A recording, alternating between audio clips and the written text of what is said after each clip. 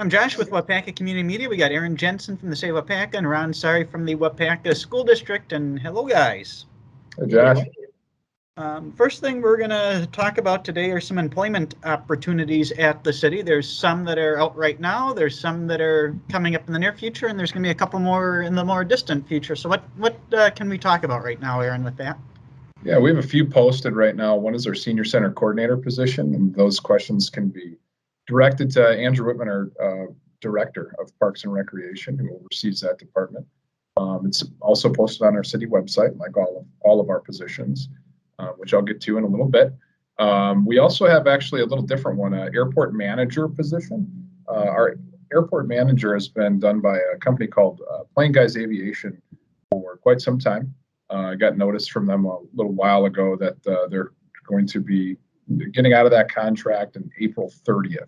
So we're looking to move on with a new airport manager. And what we've found is a lot of airports do it differently. I mean, it's like comparing apples and oranges. Some are city employees, some are private contracts. There are benefits to both. There are challenges with both.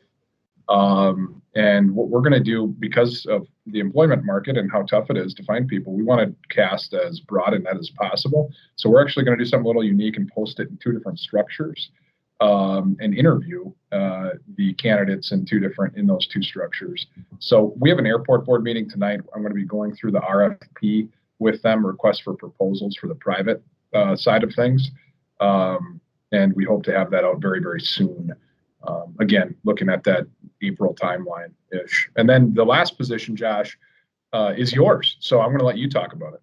So we're expanding Waupaca online to have a bigger reach and doing upgrades. So we're looking for at least one part-time, and it could be a significant part-time, up to 28 hours a week, year-round position. And then we're looking for some people to join us over the summer months. And that's certainly the position's open to anyone, but in the past we've had great success with high school, college students who are studying a IT or technology-related field. Sometimes they've doubled it up both as an internship and a summer job, depending upon their distance going to school. Some have stayed on with us on a limited basis during the school year for some side employment. So there's a lot of flexibility. And if you're interested in IT, networking, technology, or you're just someone who likes being outdoors and doesn't mind climbing a ladder and utilizing a drill, the technology side isn't something everyone has to know deep to be successful at the job.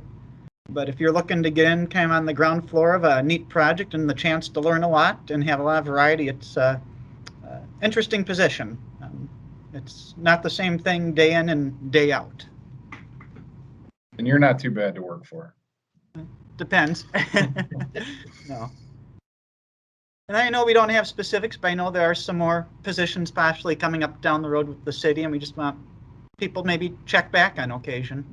Yeah, I'd say if anyone out there is looking or will be looking, I'd encourage you to visit the Facebook page that Josh keeps that up to date often with any postings we may have. So we may not have a position right now that fits you, but we may in the next couple months. And then obviously our website has all of that posting material under employment. So yeah, I encourage everyone to keep their eyes open.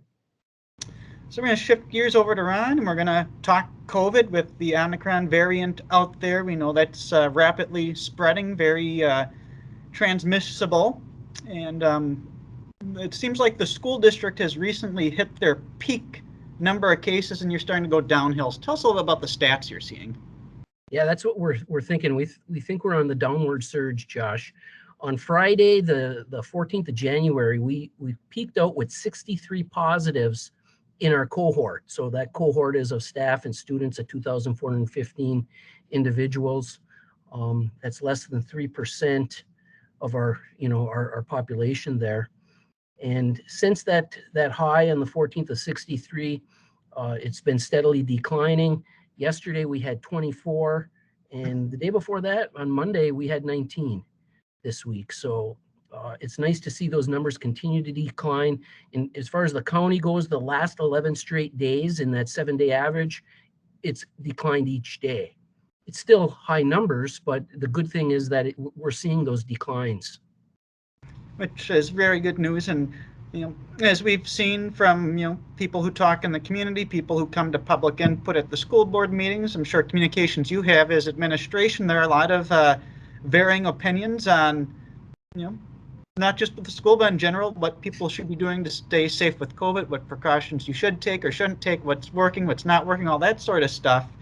And you've got a team of people with the school that work on this, administration, nurses, you've got a doctor who's involved. And, to put people at ease or to explain what's going on and why the school's making the decisions they're making, the doctor that works with the school provided a letter to the school district with recommendations. And I know you want to talk about that a little bit. Yeah, we were fortunate enough on Friday of last week to get this letter. And then we were able to include it in my weekly update. And I'll probably do it again this week. Josh, mostly Dr. Happ authored it. It came out, we all signed it, but she was kind of the brains behind the authorship of it, talking about the Omicron variant and how quickly it spreads. Also talking about all of the protocols that we still have in place, and part of the fact that cloth masks, it's been shown now and proven, and it's in the media. They may not be as good at preventing the spread as once originally thought, and that N95 masks, while reasonable, just really aren't feasible to expect our students and our staff to be wearing all the time. So basically, she also notes in there that we're going to continue on the path that we're on right now. At this point in time, things can change, but where we keep masks as optional, where they're recommended, but they're not mandatory at this time. Okay. And then the last thing we want to touch on, it was not that cold this morning. I saw -18 on the Farmers State Bank thermometer downtown, and wind wasn't too bad. It was a quick walk from the car to the building, though. But Ron, I can't figure out why you would have canceled school today. It was not that bad out. But Yeah. there are some reasons that go into closing school on a day that's as cold that maybe people don't think of. There is. I don't mind the cold. My wife calls me Eskimo. On those cold weekends, I was outside doing things and running around, and I couldn't understand why my kids had to go in and warm up all the time. But putting that aside, today I didn't think last night, I didn't think we would have to, but this morning I got a call and communicated from our bus company. And the bus company had a lot of concerns about the possibility of the buses gelling up. And as you know, these diesel engines, you can plug them in and have those engine warmers going, and you can have those chemicals added, the additives to the fuel to help prevent that gelling. But when it starts to get around the way it is at this point, -15, -17, the possibility of them gelling could happen. And, I'd hate to see a bus gel up and the kids on the bus and, the engine not running and no heat, and that wouldn't be a good thing. And then the kids sitting at the bus stop waiting for a bus that's not able to move.